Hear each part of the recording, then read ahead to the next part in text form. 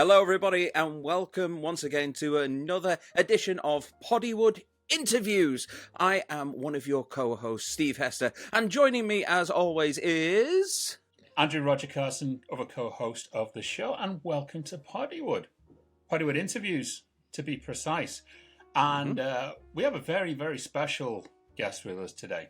I felt that this was kind of a great comeback story here, that we really wanted to feature this director on the show.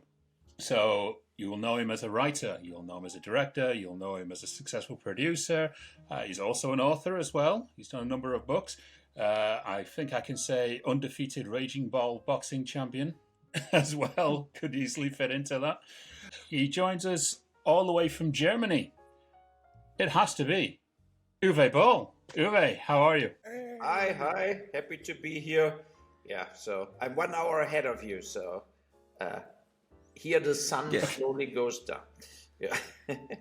Yes, well, it's going down slowly over here, and we're not used to having the curtains closed and there being daylight behind it. It's usually the middle of the night that we do these interviews. But thank you so very much for joining us. So, how are you at the moment? No, I'm good. I shot a film in New York recently in March, and since April I'm back here by Frankfurt in Germany, and we focus on the post-production of the film and looking out for packaging other projects or moving forward. Yeah, so for 5.5 years I did films in a way, and so I'm eager to come back and do a few more. Well, definitely, this is something that we wanted to kind of start off with because obviously it was your last movie was Rampage President Down, I believe. And you kind of took this retirement, and it has been felt. Everyone that I've kind of spoken to say, oh, Uwe Boll's back making a movie. That's actually kind of cool. So now you are back, return to directing with a movie, I believe, called First Shift. Yes. So can you tell us about it? Yeah, so it's shot mostly in Brooklyn, Queens, in New York, and it's basically showing the first shift to police officers, female, Kristen Renton, who we know from like Sons of Anarchy and some shows like this, and Gino Pizzi, who was also in a lot of TV shows, for example with Jennifer Lopez in Shades of Blue. He was the co-lead. And so they are the two cops, and they have to work the first shift together, what he doesn't want, because he is normally working alone. And we follow them through that day. And so it's kind of a road movie because they're in the car and they're moving from case to case and situation to situation. And it goes from, it has a lot of humor, it has sad scenes, and it has very violent scenes. And when the day is over, they basically are a team, so they grow together during that day. And I felt like it's kind of impossible to not shoot in New York and fake it somewhere, so a lot of films they shoot in Toronto or something, but it's impossible if you're basically driving around in the city. People would recognize it too fast. So we had to shoot in New York, what is a kind of I don't want to say nightmare, but it's not easy in New York. Everything is, there's so many people, so many cars, so much traffic, and the handling of the film was not easy. I finally made it to New York City! Lady, shut the fuck up! But it was a lot of fun to do this, and we got very good like side actors on their day jobs, basically, because they all live there. And then you have like whatever Gary Pastore, he was in like 10 Scorsese films, a mafia guy. He plays a mafia guy in the film. And it's easy, of course, to get these people when you say we pick you up in the morning, you have a shoot day, and then we bring you back. It's way cheaper as to fly them to Vancouver, because then it's like everything adds on and they want more money. So I got Daniel Soli also. He was in The Deuce with James Franco. He was the main bad guy in the show, like also a mafia guy. He was also in House of Cards and other stuff. James McMiniman from Orange is the New Black, and so on. So I think all the little parts we have very good actors doing it, and actors you know from other shows. And I don't know how the film turns out, so I'm waiting for the rough cut right now. So because you get kind of like lost in a way when you shoot the film, you don't know what scene is really strong, what scene is maybe not so strong. And I was lucky, I got Ethan Manikis as the editor, and he did like From Dusk Till Dawn, Sin City, Machete. So he did a lot of Robert Rodriguez films, very experienced guy. And he approached me that he wants to work with me. So now he had a good possibility for this film. And I hope he makes it in the editing even better as what we shot, right? Yeah. Well, you do tend to attract a lot of surprising talent. I watched Postal for the first time this week, and for about the first half hour, I was there going, "Oh, it's J.K. Simmons. Oh, this guy. Oh, it's that guy." And it's amazing that you're able to get all these people together. Now, did they come to you, or do you go to them? Because I've heard mixed stories. No, but in Postal, there was basically the only film what I did was an open casting call in LA. And we worked with Mormon Bowling Casting, and they basically put that thing out there that you can come and audition for Postal. I mean, J.K. Simmons didn't came for audition, but people with like Dave Foley, Vern Troyer, all that people signaled that they are open for an offer. And so that is why we made an offer. I was not thinking that J.K. Simmons would do a small part like this, to be honest, right? So, but we did it, and they all took it. I think at that point, it was a different time, right? It's almost 14 years ago, Postal, Yeah. and I think the people were out there, they wanted the political incorrectness. They wanted this taboo, destroying kind of film. And I mean, in today's time, I think nobody would apply anymore. If you would Postal, if you would do the casting call, everybody would say like, "I'm out because I want to keep working after the film." And but at this time there were different times, and they enjoyed it that Postal went so far away from the normal comedies. You know, so I see Postal a little like Hangover, in a way of dirtiness, like dirty humor. I think Hangover, some things made about Mary, but it's also in that tradition of action comedy stuff, like what we know from Naked Gun, the Airplane films, Kentucky Fried Movie. So if you go a little farther back, where a lot of comedy was physically, and that is what we did there. I love films like this. I loved Airplane and Naked Gun, and I miss films like this. They are like the comedy changed, I think, the most from all the genres over the last 15-20 years. Now it's all romantic comedies or this kind of sitcom, political correct, you know. Political incorrect sitcom are mostly animation, like South Park, Family Guy, Rick and Morty, and so they go way farther as the with real actors. The sitcoms, they're all kind of harmless. Yeah, we had David Zucker on many years ago, many episodes ago, I should say, and he basically echoed the same thing. You can't make comedies like this anymore because people are too worried about offending people or pushing the envelope too far. And yes, but I think the audience would be there. You know what the problem would be is like if you do the Postal 2 or you do a real comedy like Airplane or Naked Gun, I think the audience would be there, but you don't get any support of the press, of the TV, like the talk shows. They will not invite you. They will not put the trailer up. The theatrical owners, they would be like, no, we don't want to play it, you know. So, but if you just put it up on like whatever a pay platform, like on Amazon for $9.99, and if you would like advertise it, I think people would be very surprised how many people would pay that to watch this, because it's not so much there. And I'm I think Netflix are almost the only ones who push the envelope from time to time. Yeah. That's actually a good point. Stand-ups and some other stuff where I think everybody else, all the other streamers, they have no problem with violence. They don't have problems with horror or whatever. They do all the genres, but they don't do like real harsh satire stuff. They're not interested in.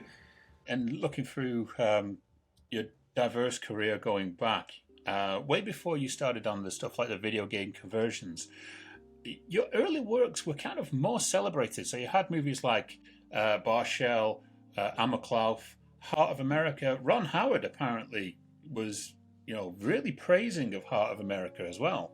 And were your sensibilities different then?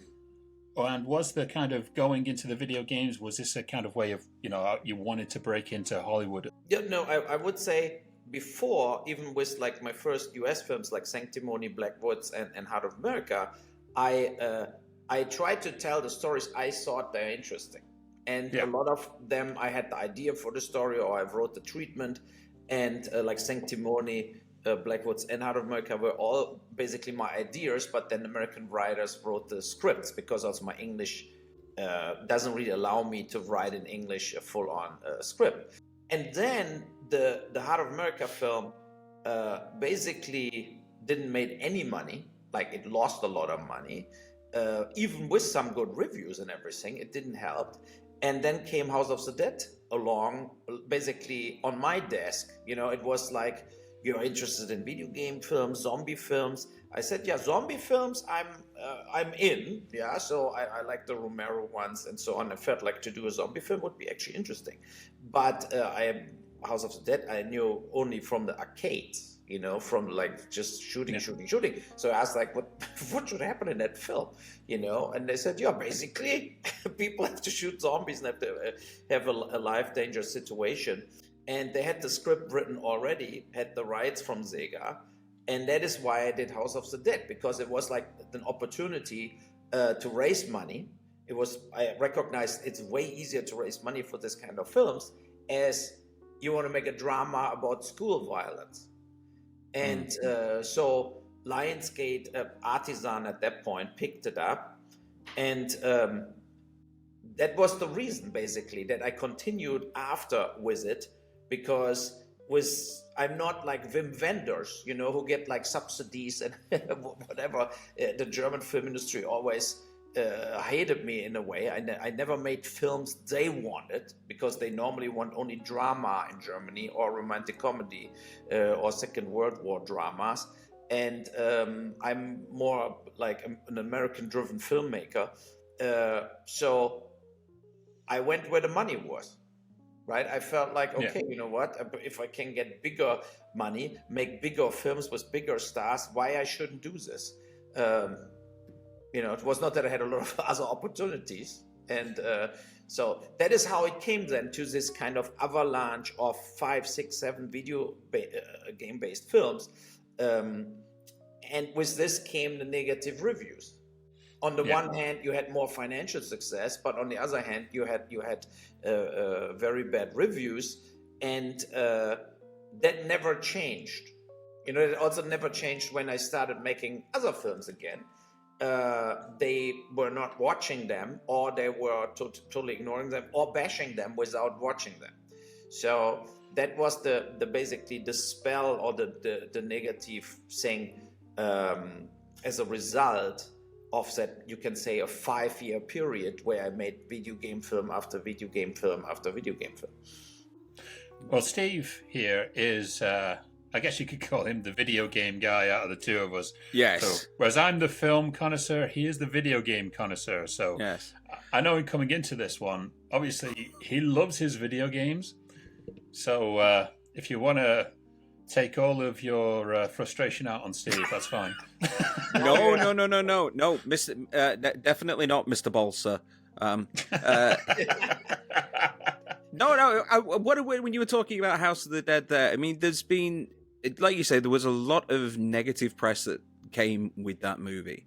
And I remember I saw it years and years and years ago, and I wasn't its biggest fan, I'm not going to lie. But what I will say is, thinking about the House of the Dead games, well, the actual gameplay itself was a lot of fun. Yeah. The cutscenes, the voice acting, the characters, they were absolute garbage. We're meeting G over there. James, go and prevent the confusion in the city. Okay. I've been waiting for you, friends. Goldman! I have made a creature to rule over mankind. So at least in the film, you had an actual human being that was attempting to emote, as opposed to what the hell was going on with the voice actors that they obviously hired in from Sega of America to dub the titles when they came out. Getting back to the films, though, after that came out, what was the kind of comeback from the likes of Sega to the reception of the film? No, Sega came to set, right? And the Sega president US, Peter Moore, he really liked it. There were some Japanese guys there. They were even zombies in the film, like as extras that came in. And they never said a negative thing about the film.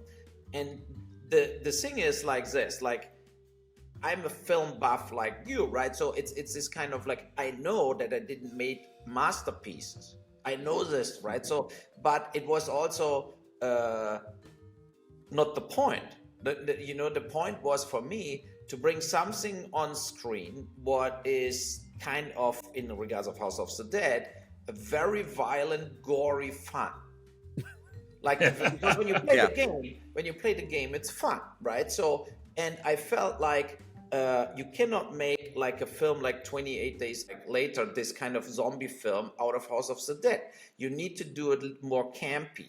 And so that is what I tried. Also, like, I got totally bashed putting video game scenes in the film, or having this kind of the Matrix set up, and we had like this round table where the camera moved around 360, like all stuff from the game situation. Also, like when you're dead in House of the Dead, you stand there and the camera rolls around you. So exactly, I did all that in the film, but when I do it, then I'm a piece of shit, So, and that was kind of like I felt a little they overreact to me in a way, So I felt overall, and then when we go further with Alone in the Dark, and then Blood Rain, and then Dungeon Siege, I felt the movies progressed. They got better. I think Alone in the Dark was the worst video game-based film I did, but not necessarily because of, Tara Reid was wrong. The story was not like really working. And, but I felt Blood Rain was way better. Yes. I think Blood Rain is maybe the video game-based film with the most film stars from all the video game-based films, and it has this kind of roughness. What I wanted, like Romania, the old like Roman Polanski, like Dances with Vampires. I wanted to bring the real castles in and not making a total fake film like Van Helsing or this kind of films. They're all shot in front of green screen. We really went in Romania in the forest, and I felt that was very. The reviews of Blood Rain are the same as House of the Dead or Alone in the Dark. And then I got very aggressive against the reviewers too. And I said, look, guys, you're not taking film serious, because you need to watch every single film different. And you cannot just say, because from Uwe Boll, you basically do copy and paste. Blood Rain is a totally different film as House of the Dead. And I got basically killed for every single film in the same way. And that I still think that it's not fair, especially when you see what other video game-based films came out, where you feel like, this was now a masterpiece. This gets on IMDb 6.5 points, and I get like 1.8 points. But are you serious? Like, look at the films. I mean, there were various video game-based films. They were done with enormous amount of money and felt totally like Prince of Persia, World of Warcraft, were that masterpieces. I think Dungeon Siege is a better film as this films. There was a great retort here where you were kind of self-admitting on the House of the Dead front, when you released the director's cut, and I believe the only scene that was new in House of the Dead director's cut was you strapped to a chair being forced to watch the movie. Yeah, that was a joke. Yeah, we did also there's the House of the Dead funny version, that's also existing. Was an extra release where we did, because we did so many outtakes, we just did the whole funny version of it because it was completely absurd. And it was kind of fun to shoot the film, I have to say, because I love action scenes, and we had so much shooting and explosions, whatever. It was just a great time to shoot the film. And but I think we were all aware, like, look, Jürgen Prochnow from Das Boot plays the boat captain. Clint Howard played his boatsman there, and it was never meant to be a serious zombie movie. And but they don't saw it this way, right? I don't know what they were expecting. But look, in the very end, I think they sold in America alone 2 million DVDs of it. There is another thing, when you not dig into the film industry, then everything is the box office. And a lot of people writing for like the big newspapers, they're acting like the box office is the only measurement if a film is a success. And it's so wrong, because it's so wrong, because half of it goes to the exhibitors. And then how much money studios spend to release films or to advertise films is just insane. And a lot of times they just like, oh, that movie made 80 million box office. Yeah, but it was $250 million to do it. Or it was $100 million in advertising spend. And on House of the Dead, for like a $7 million film, it did $11 million box office in the US. But if you sell 2 million DVDs, that were almost 20 million in DVD sales. And in US only, plus all the other countries. So financially, the film was a hit, depending on the production costs. And Lionsgate only spent like 10 million to release it. So it was like 18 million total costs. So, and for this, they made enormous amounts of money with it, because then they did pay TV and all that stuff came additional. I think probably the most harshest came was around Alone in the Dark. And as you said, you admit that this wasn't your finest hour movie, but this was kind of the high peak following House of the Dead. Obviously, you have Christian Slater, Tara Reid, who you mentioned wasn't fit for the role, really, and it's hard to argue, really, because I have seen the movie. But I know that after Alone in the Dark was released, you kind of struggled a little bit to get work following the disastrous reception of that movie, right?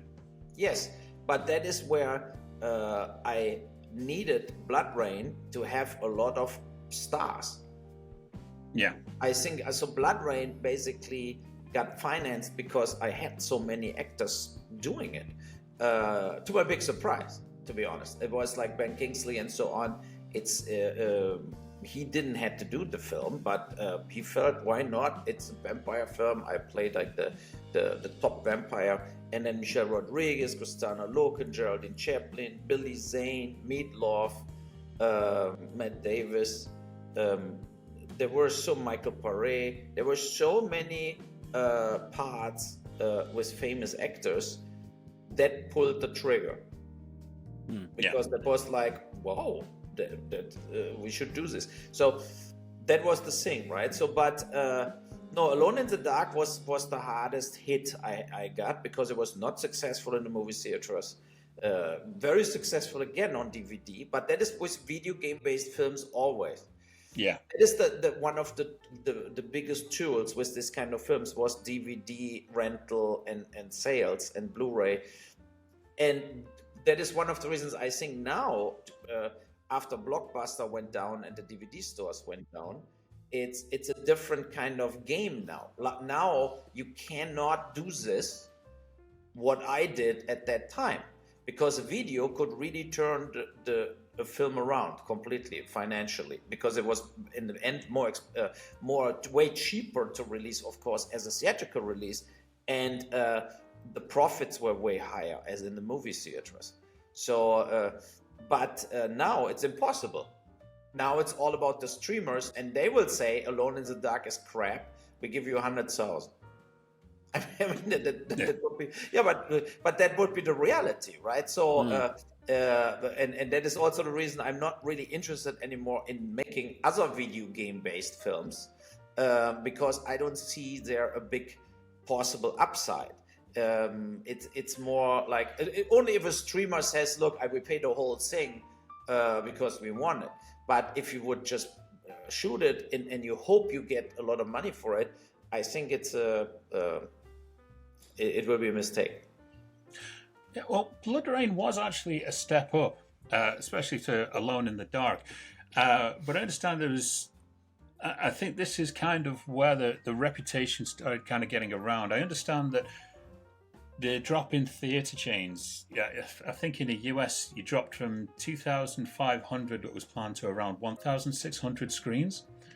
Now, was that just the negative press up front, or was it test screenings? No, I think it was the distributor, because so Universal had the film, but they didn't release it, and then they used an independent distributor, Romar Entertainment, to release it, and they couldn't get the exhibitors. They basically didn't have the power of a major, and so they manufactured 2,500 prints. And then when the results from the first weekend came in, I looked at it. I said, "But there is only 1,100 screens. So where is the other 1,500 screens? What happened there?" And then it turned out they never played the film, but so they overproduced prints. And that was a waste of $1.5–2 million, right? So that prints never get played. And so that was a very bad experience. In other countries it was different, right? So we had like a lot of independent distributors in different countries, and they did a better job. So there were some countries like Spain, Japan, where Blood Rain was successful, or In the Name of the King later, like the Dungeon Siege film, was in Germany very successful with 20th Century Fox. In US also not successful. Similar situation as with Blood Rain. And but in England, also in Spain and so on, it ran a few weeks kind of good, basically, because it was a Jason Statham film. People wanted to watch him. Yeah. You want to give a quick shout out while we're here to Natasha Malty, who starred as Blood Rain in parts 2 and 3. Hello. Hope you're doing well. Hello. Yeah. She will be soon a director, and then she can replace me in House of the Dead Part 3. Yeah. Okay. Well, in speaking of Dungeon Siege, In the Name of the King, I mean, this had a major cast. You know, as well as Jason Statham, you had Burt Reynolds. Help me out, Steve. Who are the other actors? You just watched it recently. Yeah. Ron Perlman. John Rhys Davis. Also Kristanna Loken again. Lily Sobieski. Brian White. Also great cast. I was surprised, I have to say. You know why I was so surprised to get that cast? Because of the bad reviews from my past. And to my big surprise, all the agents gave a shit. I mean, it was really strange, but they liked the concept, they liked the script. They felt like, why not? Jason Statham didn't want it to play the part. I had him on the phone, and he said, I hate this kind of fantasy films, whatever. I said, yeah, it's true. And when I see your films, they're all like gangster films, Guy Ritchie, whatever, and I love them. But why not doing something different one time? Like, you know, like, I mean, what can happen, you know? And then I think the manager wanted that he's doing it, especially for that reasons, to feel like he has a little more range, he can do a little different things too, and then he did it. And I think he did a great job. I loved working with him, and he was so easygoing on set. Very dry humor, what I like too. And so he and Claire Forlani they were like perfect. But really, both I had a lot of fun with on the show. Ron Perlman, John Rhys Davis, very easy to work with. Burt Reynolds, he was older at that point already, and he's just a legend, right? I mean, he was a legend. I loved working with him, but he was complicated. You know, it's not like you can just like tell him you whatever you do, go on the horse and you do this, whatever. It was physically hard on him with the armor on and stuff like this. And we had a scene where he passed out and the stunt guy catched him basically falling down from a platform. And but as a human being, when I talked alone with him, he was super, super nice. But he was kind of reserved to everybody. And and Ray Liotta, I mean, I had 2 films with Ray Liotta. I had Suddenly, where he played a cop, and it was so easy, and he was so good to work with and so easy. But In the Name of the King he was complicated too. He had a lot of issues, and you feel he felt wrong in a film like this. You know, and he didn't, in a way, enjoyed it as I think Jason Statham, when he accepted it, he felt, okay, I'm doing now a film, like a fantasy kind of night film, you know, like, and he enjoyed it. And Ray Liotta, I think he didn't enjoy it too much. And so he was a little, like, tough to make happy on set. Also for the other actors, you know, they always tried like, Ray, it's not so bad how you think, right? So you have worked with some fantastic actors, that's without question, but you also seem to be working with the same actors again and again. And going back very briefly to Natasha, when we had her on, she was singing your praises to the hilt, saying that you're an absolute joy to work with. And you know, you've got people like Brendan Fletcher and Michael Paré, like you said earlier, coming back again and again and again to be in your films. So what do you think is the secret of this? Was it just like a great comradeship, or do you just find working with these kind of actors just so easy? Yeah, I mean, it's easier. You work with people you worked with before, you know, they know then already what will happen or what's coming up. And I think, in general, I think actors like me because I don't try to act in front of them. You know, I'm not a guy who's now acting the part and say you have to do it this way or whatever, because I know I'm a bad actor. Because, you know, there are all that rumors out that my movies are financed with Nazi gold. And what should I say? It's true. But somebody must do something with the money. And, you know, and so I let them do their stuff and gives them also the trust they can try. You know, like I want always like how you would play the scene. Just play the scene how you want to play the scene. And then I maybe correct something. Then I maybe say, I see it a little different. But let's shoot one version for you, and then we do another 1 or 2 for me. You know, so that I think I'm very helping to the actors and not disturbing them or stressing them out. So and then with Brendan Fletcher, he was in 5-6 films. Michael Paré over 10-12 films. Clint Howard over 10-12 films. Will Sanderson, who's not acting anymore, was in Seed and In the Name of the King, in Blood Rain. Very good friend of mine too. But they are mostly also like friends, right? Natasha Malte, because she lived also in Vancouver. It was an easy. You know, we had private contact together. She came to my restaurant, what I had, you know, stuff like this. It's easier. Brendan Fletcher's also from Vancouver, so you keep some people in Vancouver where you have an ongoing relationship to, and then you have people like Michael Paré who you know they will deliver. Mm-hmm. You know, so they whatever, we need a New York cop, hire Michael Paré or whatever, you know, like it will work. Or you need a strange guy, hire Clint Howard. So, but of course, it's like there are people where you are not eager to work with again, you know, where you have like, I'm not doing that to me anymore. But most of the people I worked with, I would work with right away again, I have to say. Yeah. Well, here's a little section that I like to call Rumor control. Here are the facts. Now, I have 3 internet rumors that I'm going to ask you if these are true in regards to Dungeon Siege. So, the first one.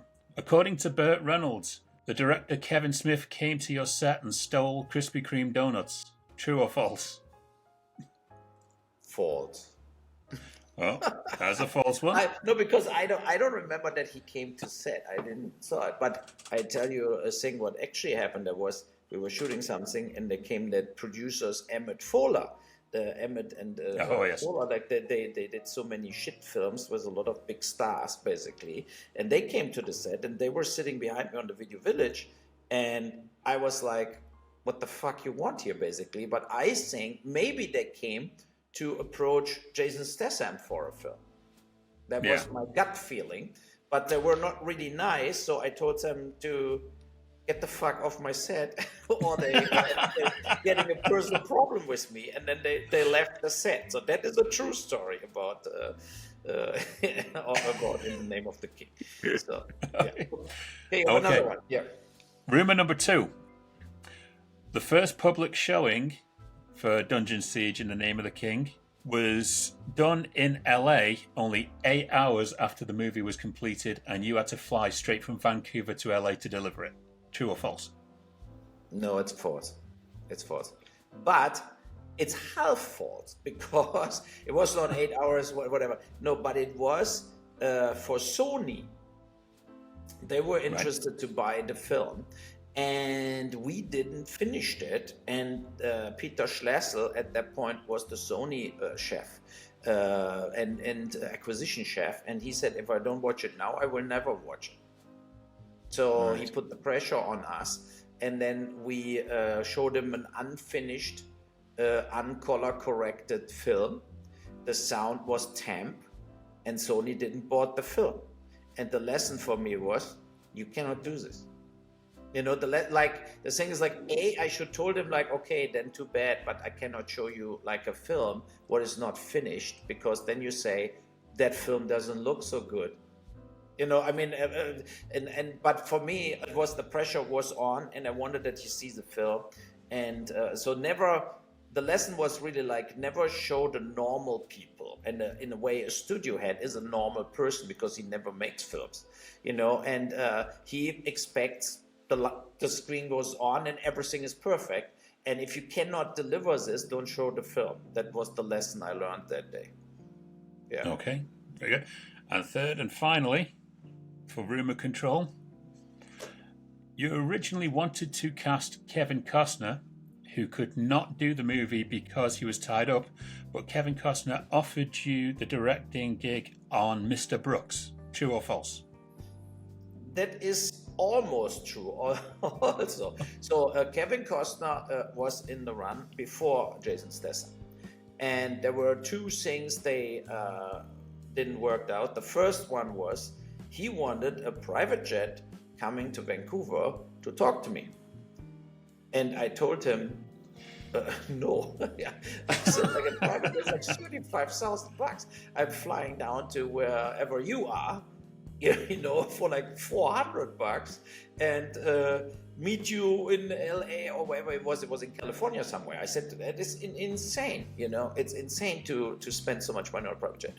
That was a real downer for him. I don't know what was in him. But then he said, why not using your money and we shoot together the film Mr. Brooks? I really want to do the film. And that was basically, so it's kind of true what you said, right? He wanted to switch the money, and I said, no, I raised all that money for In the Name of the King. I cannot change the film to a kind of, I liked actually Mr. Brooks when I watched it later. I think it's a good film, right? But of course, you cannot, it's where he's a serial murder kind of thing. Yeah. So he plays a Oh, that one, yes. Yeah. You know, so, but I mean, I just told him that it's completely impossible for me. I cannot change all the contracts done for In the Name of the King. It's a Microsoft game. That was just impossible. And that was why we moved on then. You know, he said like, I'm not doing it. Then I said, yeah, and we just cannot do whatever we want. And then we were in a way lucky because I think in the end, Jason Statham was even a better choice. Yeah. And certainly did well for Jason Statham for like his growing career as well, to the point where he is now. So it was a good stepping stone for him into action roles. Now, apparently, there are internet rumors out there that you approached to do movie versions of Metal Gear Solid and Warcraft as well. Yeah, I mean, I on the peak of making video game based films, there were obvious the top properties. You know, Yeah. I mean, and of course, I was interested. I went in contact to them. Then they all said no, not with you. But I mean, the reputation for me in the video game industry was then also done because they, in a way, followed the reviews they were reading online. Yeah, but on the plus side, I mean, you got the rights to make Far Cry before the game was even completed. Yeah, that was clever. So because the Yearly brothers, that's 3 Turkish brothers, right? So they did Far Cry, and they are from Frankfurt, and I'm living right here, right? So it's this kind of I met them personally, and they said, if you want to do the film, let's do a deal. And I was lucky because 1 year later, you could make a 0 behind the number we agreed on.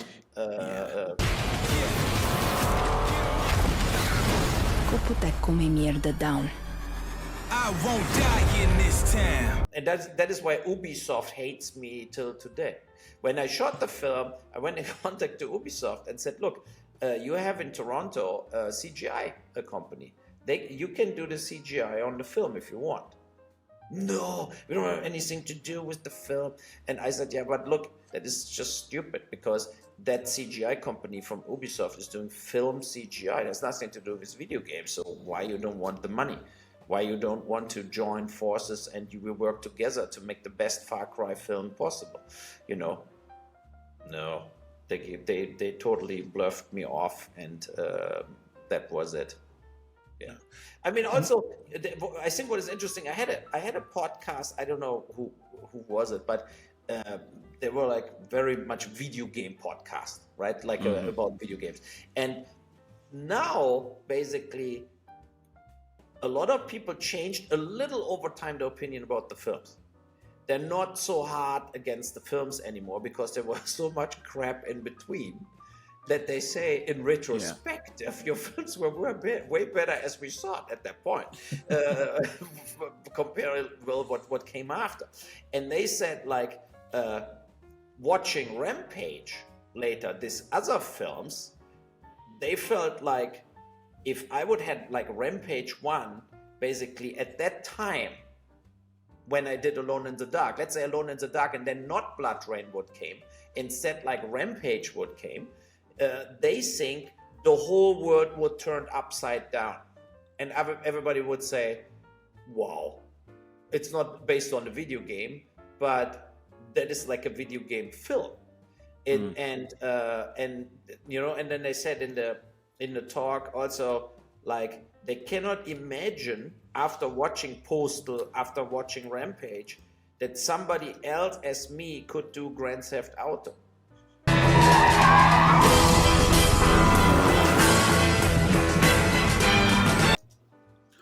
Oh my God, that is amazing.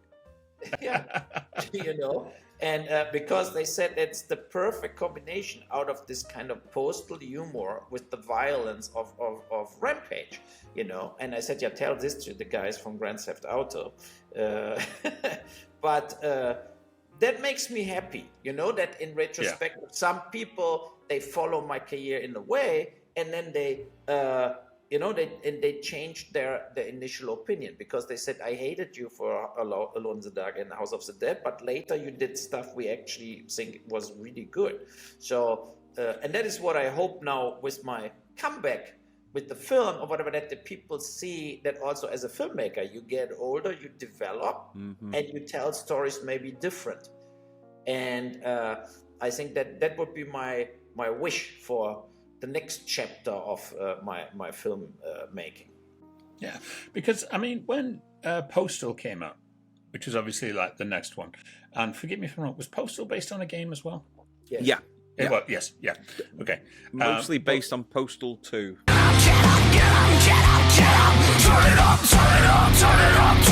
Yeah, I mean, Postal was better received. I remember when it came out, and I was in film school at the time when that movie came out, and they used to hold screenings of it. So the students would hold a screening of Postal, and I'll name Alphonse Zimmerman, a fellow German, who was a huge fan of your movies, and would show them all. And he showed us Postal one night, and I understand you were kind of getting resistance from the talent agents in regard to casting around this time, which is why you probably held the open call, and you get people like J.K. Simmons coming on board. So were you kind of feeling that pressure of like, I'm not going to get, these A-list stars like Statham, etc. again, and were you more invested in discovering new talent? Yeah, both, right? So you still try to get the best possible names. On the other hand, there were people that were like, no, you cannot do this. It's like bad for your reputation whatsoever, and but that is how it goes. I mean, a lot of actors are just doing what the agents say, and they're not like really making their own decisions. And I think also that, actually that got worse, maybe the last 10 years it got even worse. I think also that a lot of actors don't get offers from the agent presented. You make an offer and they just don't give them the script, they throw this thing in the garbage and act like there was nothing for you. So that is the thing where I would be, as an actor, I would be very mad, right? So when you see like Adam Driver, for example, he has no manager and no agent. He has only an attorney, and I think he was so mad about like that people, whatever, offered him something, and then he found out he never got the offer, and then he got so mad he fired everybody. And I totally understand that. That is, it's ridiculous. As an agent, you're not the teacher or parent of an actor, and you have to put an offer forward, right? You can say, I wouldn't do it, I hate that director, or whatever. You can say this, but at the same time, you cannot seriously hide it. And that is ridiculous. And it's like basically telling your own client, you're a child, you cannot decide for yourself, I do it all for you. I think it's ridiculous.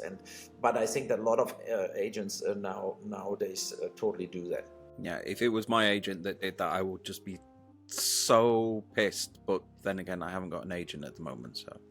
So Steve's available for work. He's a really good actor as well, I will say. I've used him in films so many times now. Go on, Uwe, give him a job. Okay, well, around this time... You're not having 10%.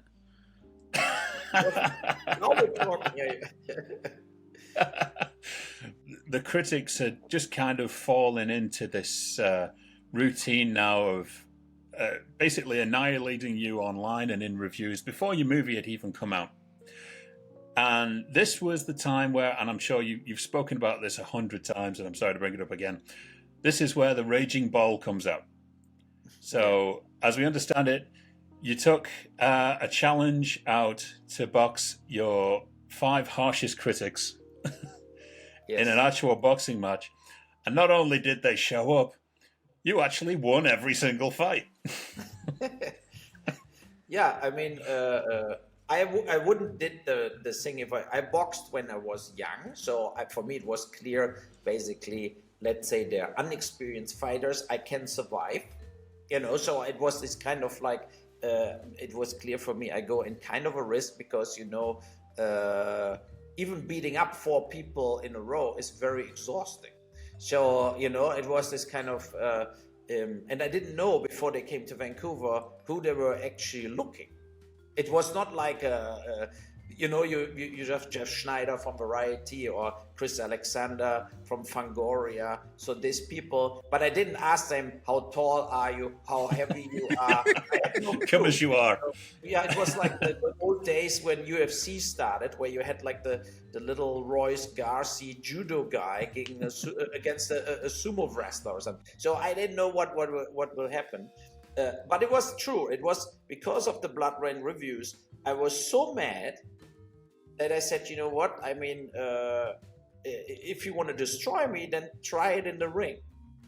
So it was really like this kind of like, I want revenge. I want to hit their people. The lesson was so bad prepared, like the critics signs are written. They're also writing the fucking critics. Yeah. Thank you. Because they are so unfair and backstabbing, you know. And of course, in retrospective, you know it all better, right? So the thing is like now, I also never had an agent, a manager, a PR agency. It was just always unfiltered me directly in communication with everybody. And that got used, you know, that I think was this kind of like, I mean, I'm sure you, me, and Steve were all different. We are just used to be for ourselves, you know, like standing up for ourselves and stuff like this. But in Hollywood, that is a sign of weakness. They count you like you can get destroyed from the mob, basically, or the reviewers. We can destroy that guy because there's no studio, no big agency, no big management company what will protect that guy. If we just cancel him or whatever, he will never get a job, and we can say, we can pat on our shoulders, another guy down the drain.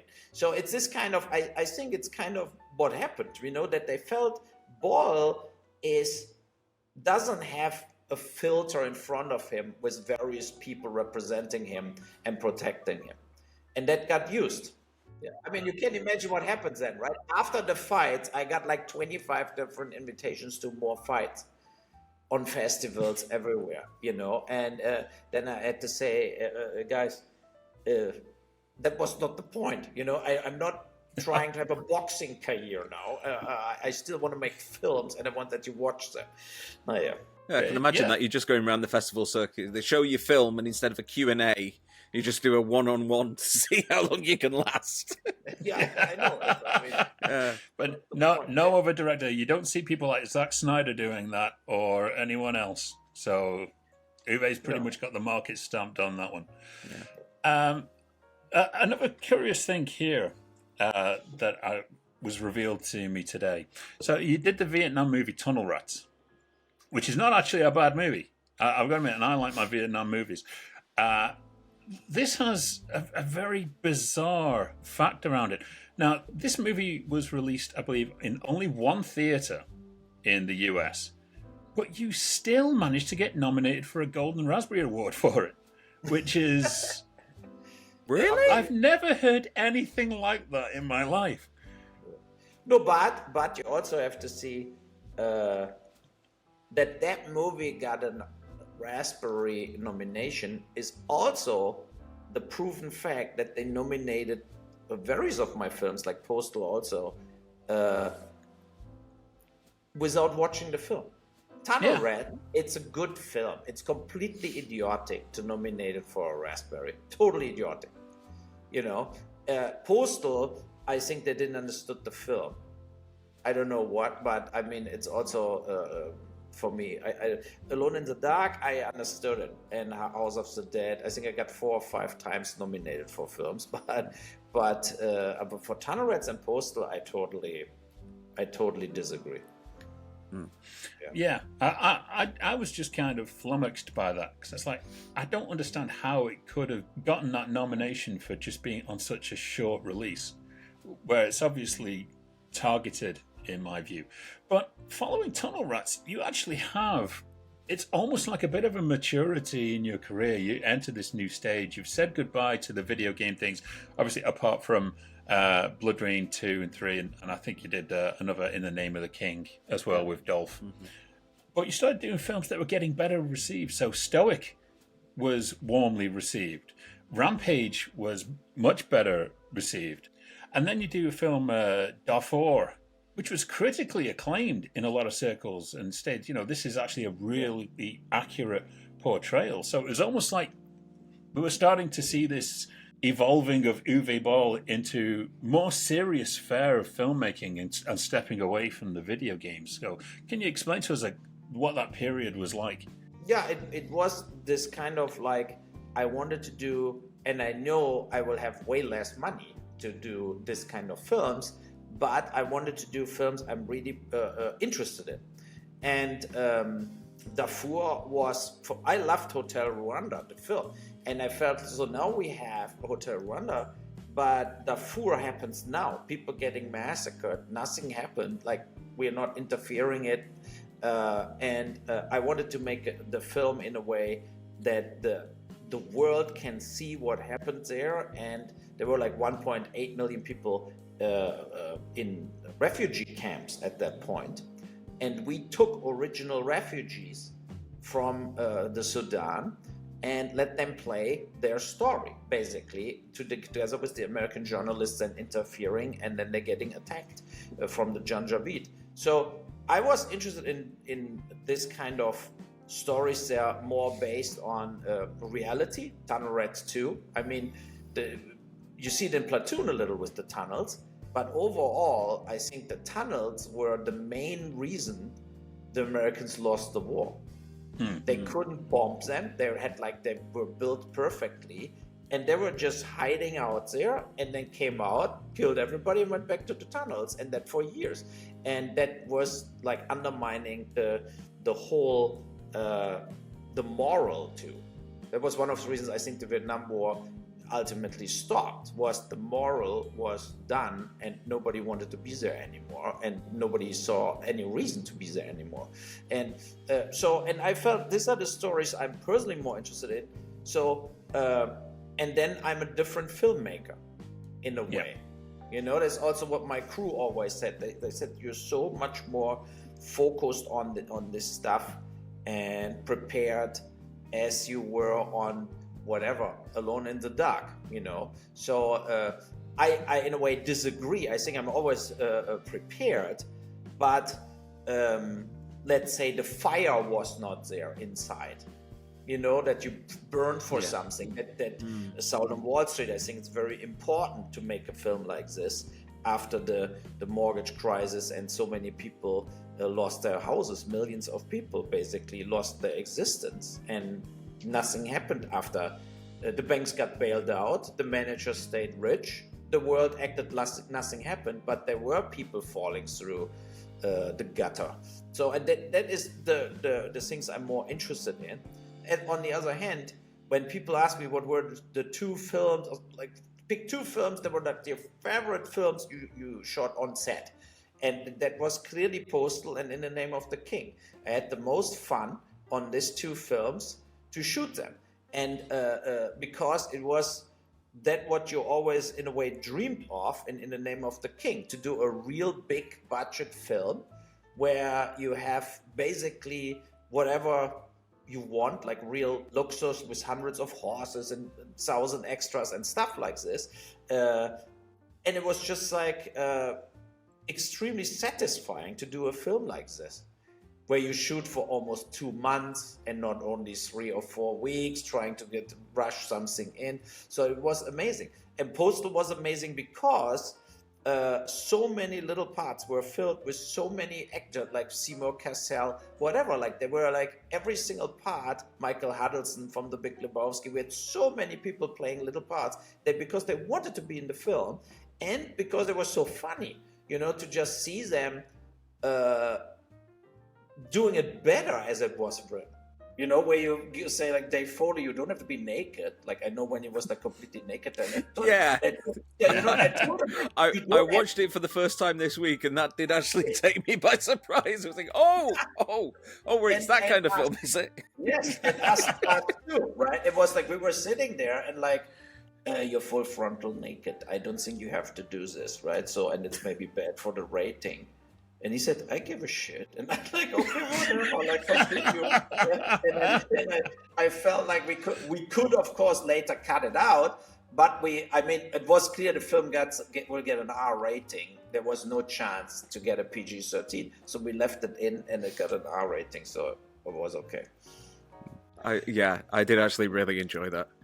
It felt like the same kind of, I think I said it earlier, the same kind of zany feel as like the Zuckers had, or the scary movie films like my partner mentioned. But you can tell that it is something that you did really enjoy doing, because there's a lot more polish on it than some of your other movies, and you can tell that you've taken more time over that film. So yes, it definitely comes across more. Yeah, and I mean, in Postal 2 is you have on the one hand this kind of social satire with Bush, Bin Laden, and the Taliban and all that stuff, but you also have a very simple kind of gangster story going on, and you have so many opportunities to make a parody on daily things, what people like the welfare office or whatever, you know, the job interview with with Lindsay Hollister, and then this kind of like, what's the difference between a duck, right? So this kind of like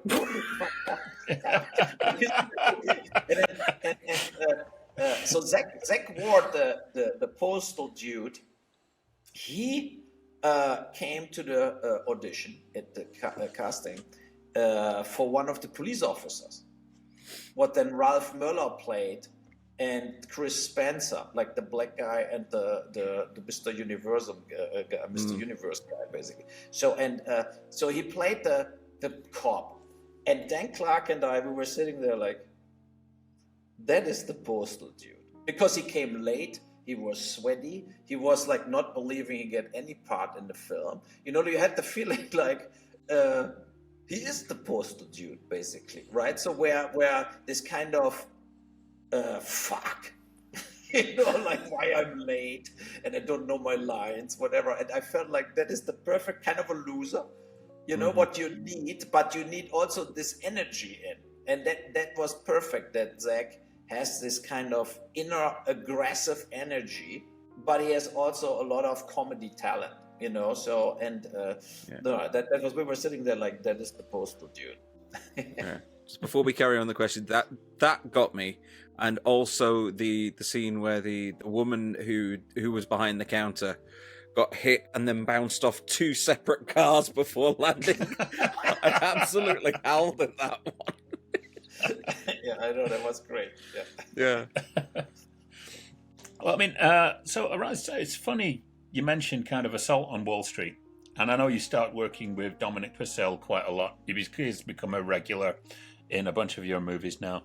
But when you look at Assault on Wall Street, obviously you retired just after Rampage President Down. When you kind of look at the events in the world while you have been away, I know. And it's like, you sit there thinking, I am living in an Uwe Boll movie. You've got Capitol riots. Yeah. You've got, you know, the worst presidency in the world. You know what? This is the perfect time for an Uwe Boll comeback, because the real world has been much crazier than the movies that he has put out. And now we want to hear what the next stage of Uwe Boll is. And I know you became very vocal against kind of moviegoers in Hollywood, the Marvel movie structure that is out there. Right around the time your Kickstarter campaign didn't work out how you would hope. And was that just the pressure at the time? Were there genuine feelings? Do you still feel the same way now? No, I mean, that was a spontaneous thing, right? So to say, fuck you or whatever, you know, like this kind of reaction.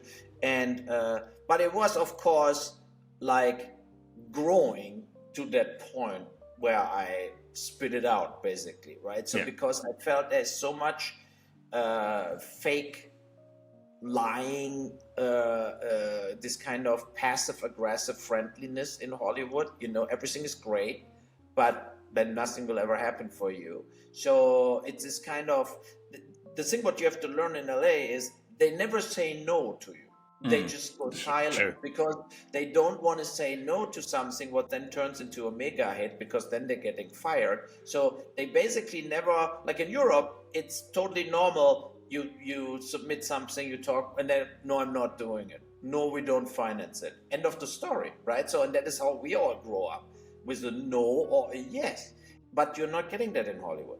they're digging around forever, and like what and you ask like, okay, you have my script since 5.5 years, maybe you should give me an answer, stuff like this, and that made me very mad. And the other thing I think what played into it was that they take so much like meaning in this Avengers stuff or whatever, in all that Marvel stuff, that it looks like, and I wanted to bring them back down to earth. Like, you're not doing Goodfellas or Taxi Driver or any real important film or Apocalypse Now or whatever. It's like fucking comic book or video game based films made for 300 million, getting another 150 million in advertising. Of course you make $200, $300, $400 million box office because they all saw your trailer since 7 months straight. You watch TV, your trailer is coming, you drive by, you see the outdoor advertising, the movie theaters play only your trailers. They don't play trailers for smaller films, what is very bad for independent films, that you don't get the trailering in the movie theaters, right? And then they don't hang up your poster properly if your movie's running, but they have the banners from Avatar left and right wrapped over the whole, around the whole Cinemax. Right, so and I was mad about it. And then they acting like they're doing something positive, and not only just making money. That all this bullshit about whatever Avatar is about the environment, or no, it's not. It's like blue people in an aquarium filmed for 6 years with enormous technical skills and whatever. I'm not against Avatar. I think James Cameron is a total genius, but you cannot put so much meaning on it and act like you make the film about the massacres in Darfur where 500,000 people getting hacked into pieces, and you show it to the world because you want that they stop the massacre. And nobody gives a shit.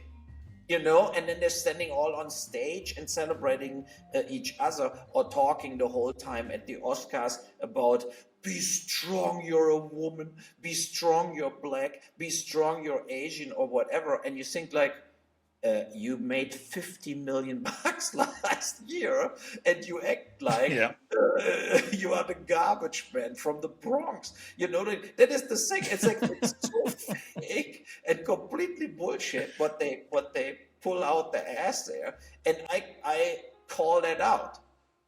That is also the one of the things what in a way makes me personally happy over the years, is that I never really cared about what the people, like that, not the people, but the whatever, what Hollywood thinks about me.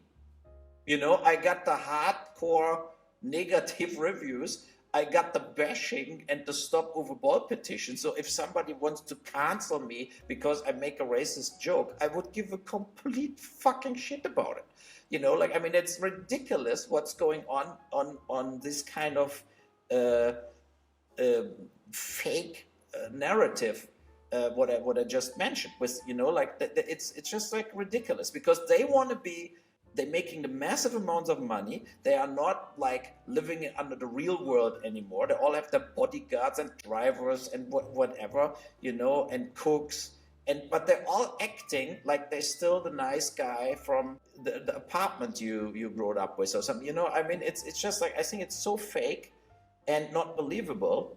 And that is why I did that video, to just say like, look, I will never be one of you in the very end. It's also very, over time, over the years, I did a lot of things. There are, like, there's that old say, like, no good deed stays unpunished. So I helped a lot of people, and I got like backstabbed or zero respect back for it. And you feel like, it's like, I should have all the blockades in front of me, but if you write me on Facebook, I answer you. I just learned, that is how I grew up. Like, if somebody writes me an email, I don't care who he is, or if he's rich or not, or whatever. I give a shit. I answer everybody. And I think that is kind of like a normal way to to exist. And a lot of them, they don't do that. They only act like this, but they're only under themselves, living in the gated communities. And then from time to time, they shake the hands of some friends at the premiere and acting like I'm one of you.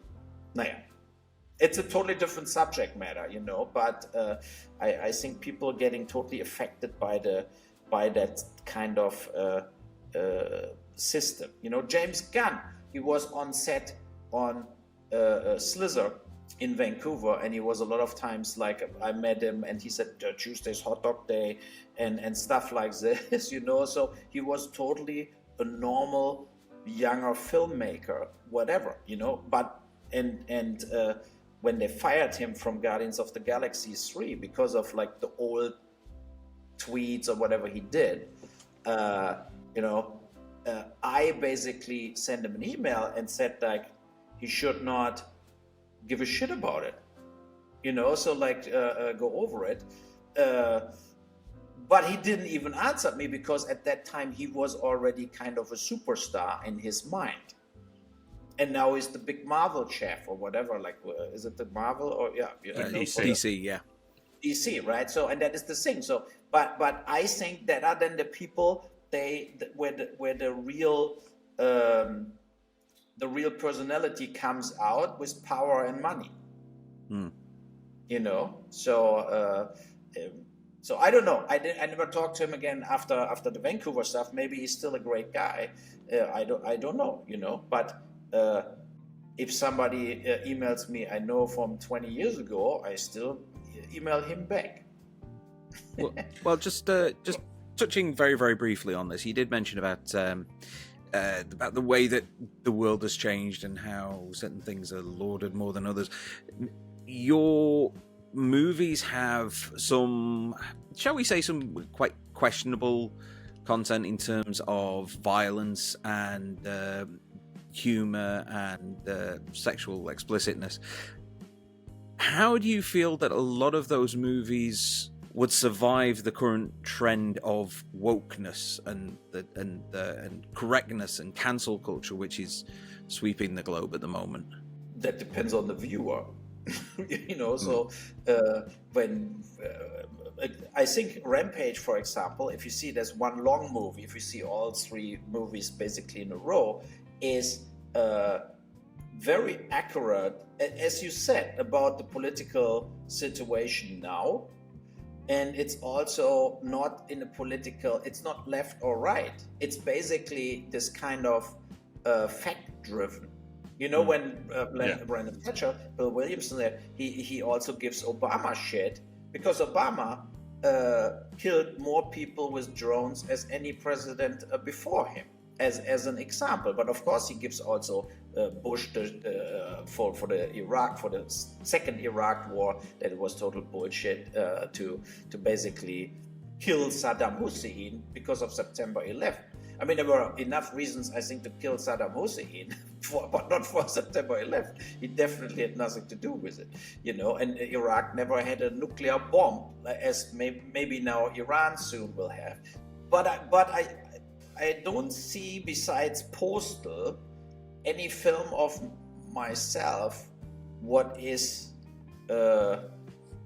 so like also explicit for I don't have a lot of sex in my films, actually. I do more male driven stories in a way, and I don't have a lot of sex scenes in my films. In Heart of America was a rape, but I don't know.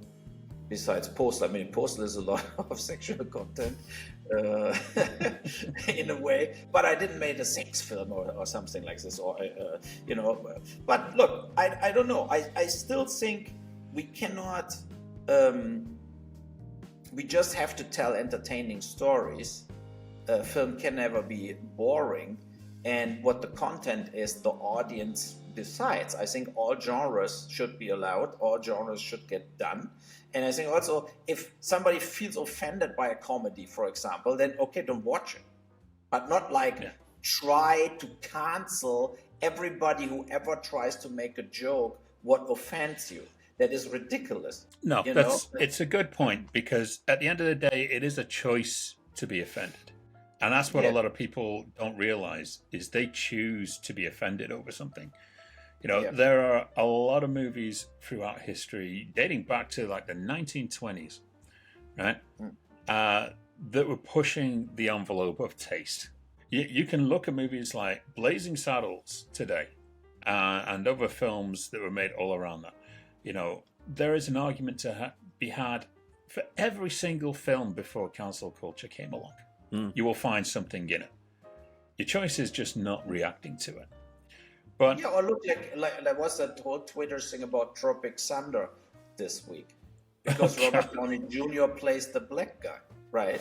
And everybody's losing their shit. And you think, like, who gives a shit? And that was kind of the point of the movie. If Robert Downey Jr. plays the black guy, they laugh about it. That is also a thing that a lot of times this kind of Twitter police woke culture people, they are not the people that got offended, or, because the race or the religion who got offended gives a shit about it. But they policing for them.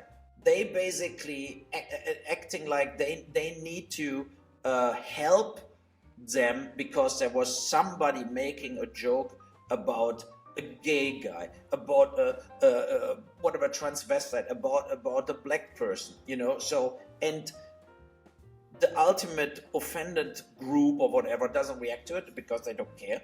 But then other people reacting for them and try to cancel the writer, the comedian, the author, and that is very bad. I was in New York one evening in a comedy club, in a stand-up comedy club, and it was very bad. It was too vogue, it was too safe, it was just boring. I was sitting there like, what is this? And because I remember like 15, 16 years ago when I was more in Los Angeles from time to time, I always went to the Comedy Store or Comedy Club there on Santa Monica Boulevard, like in Hollywood, right? So, and I had a blast because they were all completely insulting the audience the whole time. It was with hecklers and everything. There was a lot of turmoil in that comedy club, and I loved it. Because I don't want to be in my cozy zone. If I want to watch a stand-up comedian, I want that he forces me into like a zone where even I feel insulted or something, because then it's funny. When it hurts, it starts to get funny, And I feel like that is what comedy should do. And there are still with like Chris Rock or Chappelle, Bill Burr, there are some good stand-ups still, but they're also getting now too, like at least Chappelle, I think he's more like a politic now. Yeah. He's doing it all about George Floyd and whatever, but he's not really doing the jokes anymore, what made him famous. And I like a comedy who is kind of under the belt and stuff like this, I only thought about like said Benny Hill would never exist anymore. He tried the whole time to grab women's tits, like the whole like this in the whole show, and that was BBC primetime television. Yep, I remember watching that growing up. Yeah, very true. Well, in kind of rounding this out now, obviously, in going into retirement, you got into the restaurant business with Bauhaus, which I believe was in Vancouver, and funnily enough, these were the best reviews you ever got was for your restaurant. I know. I should stick with it. And the restaurant got good reviews. The food was good. The restaurant business is horrible. It's still horrible. Like you have so much trouble with waiters and bartenders and cooks and everything. So that it was more stress as making films because it's a never-ending film. Yeah. You're 6 days a week open, and you're like, oh my God, what happened today? And stuff like this. It was a tough time, 4.5 years. We had the restaurant. Beginning of COVID, we closed. And then we moved from Vancouver to Germany because I felt also I want to get back to films. And it was kind of the right moment to wrap it up. And I'm happy that I didn't wrap it up 1.5 years after COVID started. We basically the first week when the shutdown happened of the restaurant, of all the restaurants in Vancouver, we decided we're stopping it. And now here you are. You're back where you belong, Uwe. You're back behind the camera. And we're looking forward to seeing First Shift, and we're looking forward to seeing the next generation of Uwe Boll. And kind of how you've matured as a filmmaker and what the time away has really done for you kind of mentally and in more preparation for film as well. I will say the one thing, there are not, and I think you mentioned it the other day as well when we spoke, with a lot of the movies that are coming out today, you have no idea who the directors of those movies are. Yeah. But when you say it's an Uwe Boll film, you know it's an Uwe Boll film. That is true. Yeah, that is good. Thank you so much. And if you want to talk to us about anything that you've seen in this episode, then you can just click on the links below. You know the addresses by now. It's facebook.com/Poddywood, or you can hit us on Twitter @Poddywood. You can hit the r/Poddywood subreddit. You can get us on LinkedIn. You can get us on Fiverr. Please, we need the money. Or you can just, I don't know, invest in Marconi's new telephony device. I don't know, something. You can get in contact with us. And you can even get Patreon. Yes, you can. If you join us on the Patreon page, then you can get the audio versions of these episodes a few days earlier than the video one. I have a podcast too, Uwe Boll Raw. So if somebody wants to hear a little podcast from me and Gary Otto, friend of mine, we do that also for a few years. It's on Spotify, I think. Well, with that in mind, it is a big thank you once more to Uwe Boll. Thank you. Thanks so much. It is a goodbye from me. And I guess I've got to go as well. But it's been a pleasure. Bye. Bye.